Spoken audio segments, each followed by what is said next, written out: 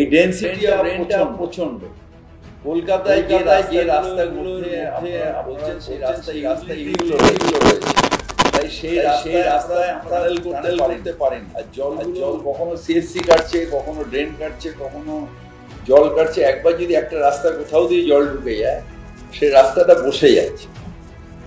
এটা আমি বারবার বলছি, আবার রিপিট করছি প্রেসের সামনে, 10 দিন আমার 31শে জুলাইয়ের মধ্যে কেআইপির রাস্তাগুলো তৈরি করে দেওয়ার কথা ছিল, কিন্তু একটা অজস্র বৃষ্টি, যে বৃষ্টিতে পিচ উঠে চলে যাচ্ছে, আমরা যেখানে করেওছি সেখানে গুঁড়ো গুঁড়ো হয়ে বেরিয়ে চলে যাচ্ছে, একটা অজস্র বৃষ্টি হচ্ছে।